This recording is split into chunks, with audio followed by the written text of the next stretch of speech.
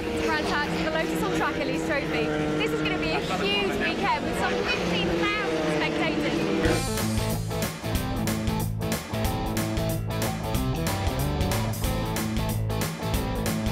So Andrew, this race meeting this weekend was announced, what, 8 days ago? Yeah, 8 days ago we got the call from DTM. They'd had a race series pull out. They said to us, do you want to come along and support the DTM weekend? We said, yes, of course we would, but we need to find out whether we can get enough cars. Made a few phone calls. 5 hours later, we had 36 cars, so a full grid. Well, I'm joined right now by Martin Donnelly, great Formula One driver. Martin, thanks for joining us. Now, your involvement with Lotuses began in what year?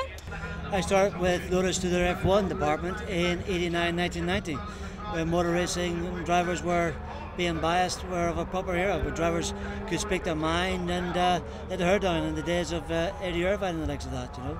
How does this Lotus car compare to the one that you used to race? Well, if you ask me my honest opinion, I think this is a far prettier car. The car I had was like a big yellow blob, but obviously F1 was very special then, and obviously fantastic performance. But this car, you know, for a road-going track-day car, is excellent value for money.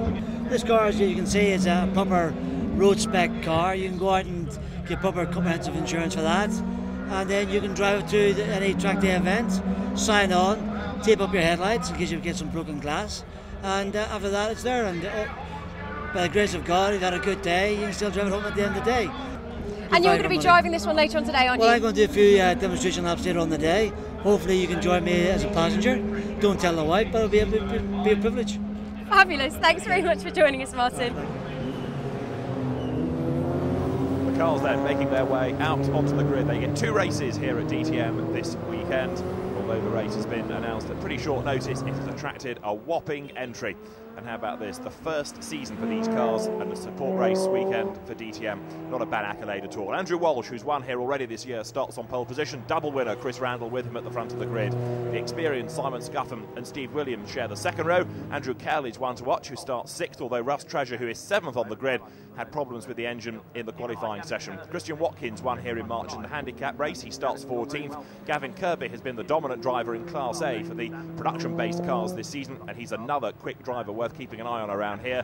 And further back on a very full grid indeed, you'll find the brains behind this series, Paul Golding, splitting his time between racing and looking after all of his competitors. He starts 25th, just ahead of Jez Breaker, as Tom Chataway switching from his Vauxhall to an Elise S1 for the first time, joining the Lotus ranks.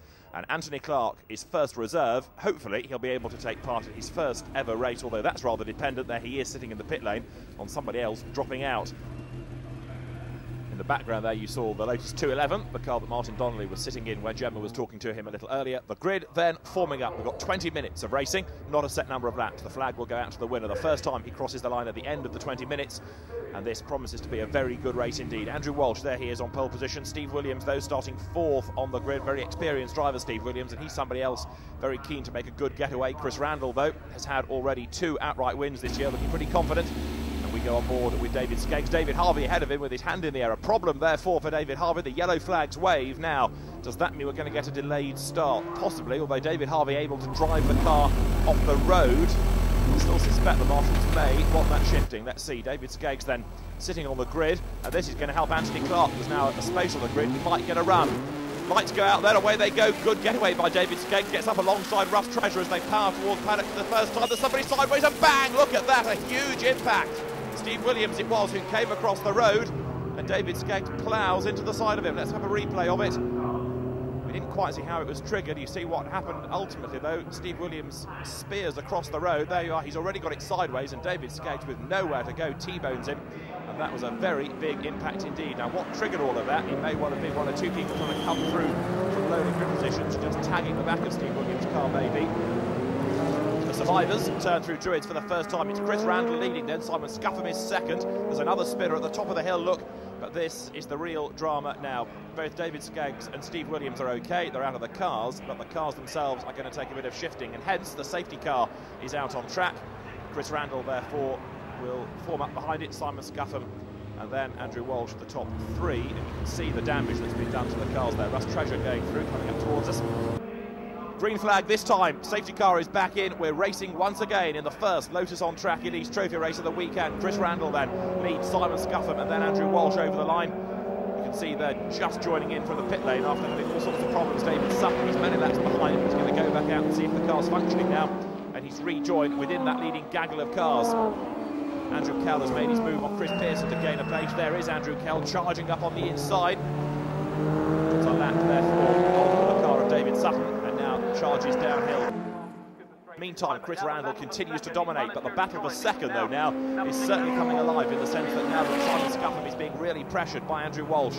There on the inside, Malcolm Sanders trying to gain ground, number 21. Pretty experienced racer as well, done a lot of mileage with the Historic Sports Car Club over the years. Number 21, Malcolm Sanders going through. He's just got himself ahead of Tom Chataway, number 62, forsaking his Vauxhall VX220 in favour of a Lotus at last.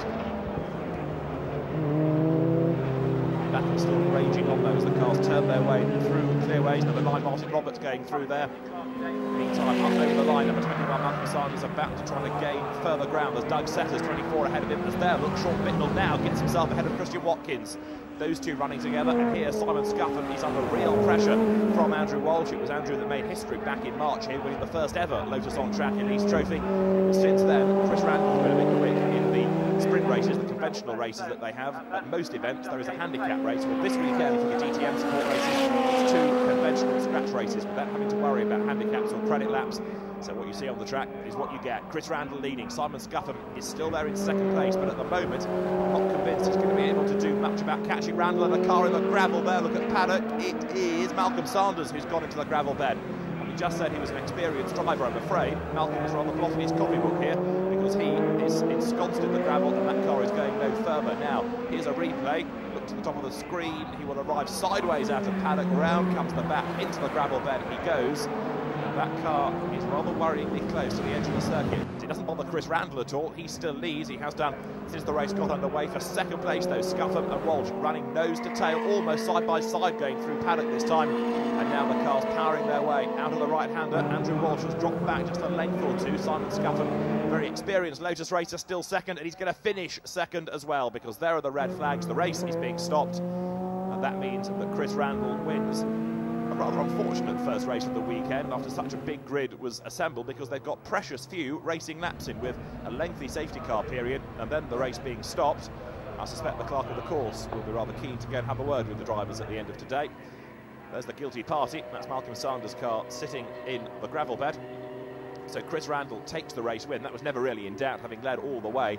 Simon Scuffham taking second, and Andrew Walsh it is who will take third, ahead of Neil McKean fourth, Andrew Kell fifth, and Chris Pearson rounding out the top 6. There is Chris Randall then, making his way into the pit lane, and that means it is a third victory of the season in the Lotus on Track Elise Trophy for a very happy Chris Randall. Let's confirm the results to you then. Randall, Scuffham and Andrew Walsh the top 3. Neil McKean a good 4th ahead of Andrew Kell with Chris Pearson 6th. Sean Bittnell 7th ahead of Christian Watkins. Paul Harding takes 9th and a class win, and Mark Gooday rounds out the top 10 as Tristan Harris from MSVR, Motorsport Vision Racing, hands over the trophies. And there is Chris Randall, looking a bit bemused by all this, having not had that much work to do really. Very few racing laps, but he scores the race win nonetheless. There you see the winning cars down in the pit lane. The top 3 overall then, Chris Randall, Simon Scuffham and Andrew Walsh. Class B won by Neil McKean, and Class A, in this first race of the weekend, won by a very happy Paul Harding. So Paul, Class A winner this week, how was your race? Good. Lucky for me I started trouble on the first corner. Managed to get myself through and held off a few concerted efforts, particularly from Mick and from Gav, but happy to win. Neil, you've had 3 third places and now a win. How was your race? It was really good. I kept out of trouble on the start line and made my way up to 6th place before the safety car came out in about 3 corners. So, good result. I think it's been gifted to me every race at the moment by, well, the first 2 rounds I did, Walshy broke down. And this round he managed to get collected at the start. So with him out of the way, I got a bit of a lead and yeah, ran away with it again. It was great. David, what happened? Well, yeah, starting, had a good start, very good start. David Harvey's grid spot was empty, so optimised that.